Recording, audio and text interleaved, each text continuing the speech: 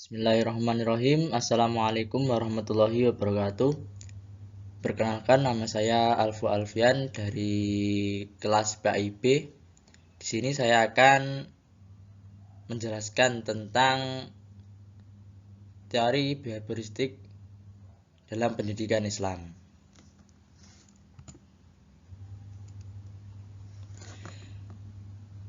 Teori behavioristik dalam pendidikan Islam. Belajar menurut aliran behaviorisme, yaitu perubahan dalam tingkah laku sebagai akibat dari interaksi antara stimulus dan respon. Jadi, seorang dapat dikatakan belajar apabila telah terjadi perubahan dalam tingkah laku sebagai akibat atau efek adanya rangsangan yang menghasilkan respon berupa perubahan dalam tingkah laku tersebut. Tokoh-tokoh aliran behaviorisme yang pertama, Ivan Pavlov. Di sini Ivan Pavlov mengatakan untuk membentuk tingkah laku tertentu harus dilakukan berulang-ulang dengan pengkondisian tertentu. Jadi contohnya seperti anjing yang dikasih makan daging. Jika anjing kan langsung bisa makan daging, terus di situ dikasih lonceng yang kedua kalinya dan dikasih juga daging. Jadi anjing itu merekam memori jika ada daging, jika ada lonceng pasti ada daging. Dan uji coba yang ketiga yaitu cuma dikasih lonceng dan anjing pun datang. Jadi respon rekamannya jika ada lonceng itu pasti ada makanan. Jadi seperti itu, dikondisikan berulang-ulang sehingga memori mengingat bahwa akan pasti ada makanan jika ada lonceng yang berbunyi.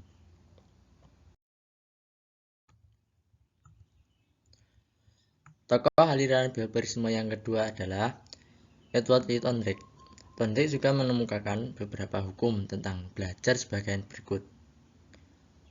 Yang pertama, hukum kesiapan, yang kedua hukum akibat, yang ketiga hukum latihan. Hukum kesiapan yaitu keberhasilan belajar seseorang sangat bergantung dari ada atau tidaknya kesiapan. Jadi jika seorang anak tersebut belum ada kemauan atau kesiapan untuk menerima pembelajaran tersebut, maka akan sulit untuk menerima pembelajaran tersebut.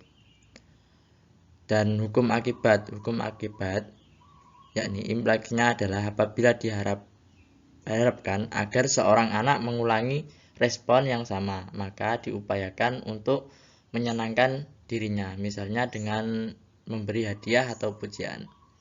Contohnya jika anak tersebut telah berhasil mencapai nilai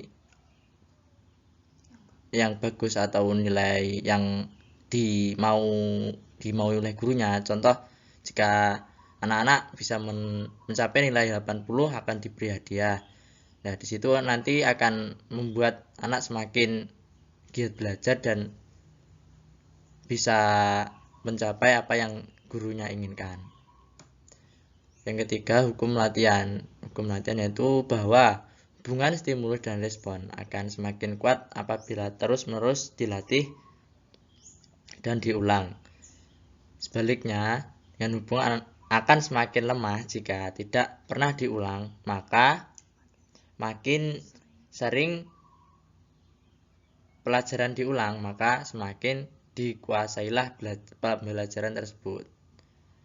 Jadi jika ada pelatihan atau latihan itu akan memperkuat ingatan, tapi jika tidak ada latihan mungkin akan ingatan tersebut akan lemah dengan seiringnya waktu.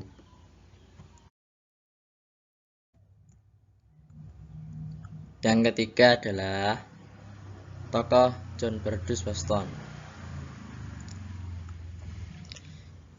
John Berdus Weston mengubah tingkah laku dapat dilakukan melalui latihan atau membiasakan mereaksi terhadap stimulus-stimulus yang diterima. Stimulus dan respon tersebut harus berbentuk tingkah laku yang dapat diamati dengan observasi. Jadi contohnya seperti di sini John Berdus Weston menguji coba pada seekor kucing, yang mana seekor kucing itu dimasukkan ke dalam labirin dan di dalam labirin tersebut dikasih makanan. Dan kucing tersebut berusaha mencari di mana letak makanan tersebut. Kan di labirin itu kan ada beberapa jalan, ada yang jalan buntu dan jalan yang tidak buntu. Di situ kucing itu mengulang sampai mencari jalan menuju makanan tersebut. Dan jika memasuki jalan yang salah, maka kucing tersebut akan mengulang lagi dan mencari jalan di mana tempat makanan tersebut diletakkan. Dan jika sudah menemukan jalan tersebut, maka kucing tersebut kan akan mengulang-ulang. Jadi seperti itulah, mengulang sampai bisa dan atau sampai menuju ke makanan tersebut yang ada di dalam labirin tersebut. Contohnya bisa diterapkan dalam anak-anak, seperti menerapkan kita wudhu. Jadi diterapkan berulang-ulang sehingga anak tersebut bisa hafal dan bisa mengetahui bagaimana cara wudhu yang benar, atau setelah membasuh wajah itu membasuh apa, seperti itu. Jadi bisa menghafal dengan cara mengulangi dan mengingat apa setelah selanjutnya.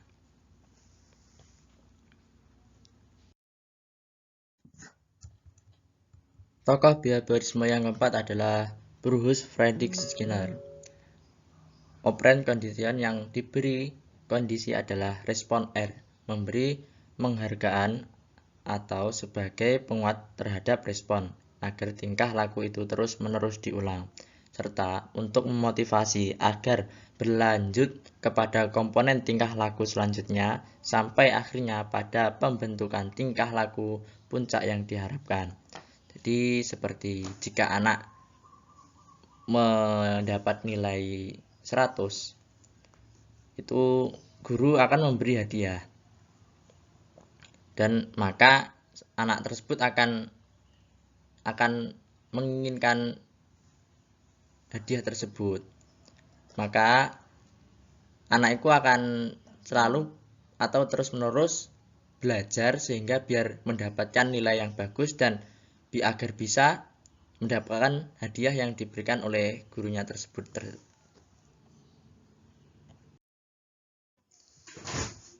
Dan selanjutnya, pandangan Islam tentang teori belajar behavioristik.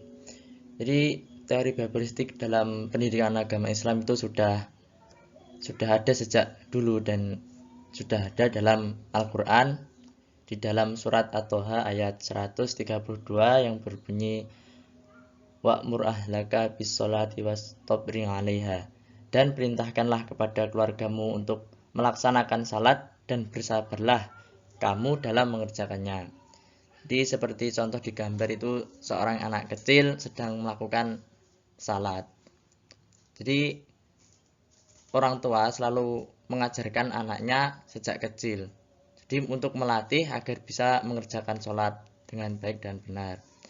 Dengan seiringnya waktu maka akan tahu, oh ternyata sholat itu seperti ini, habis gerakan ini seperti teori yang pada Ivan Pavlov, seperti yang anjing dikasih daging dan dikasih lonceng, kan bisa mengulangi lagi dan hafal dalam mengerjakannya. Dan seperti itulah teori behavioristik dalam pendidikan agama Islam. Dan di sini kan maka laksanakanlah salat dan bersabarlah. Jadi jika mendidik itu harus berulang-ulang, bersabar dalam mendidik anak. Sudah tertera dalam agama Islam. Ya, itu saja yang bisa saya sampaikan mengenai pendidikan agama Islam dalam teori behavioristik.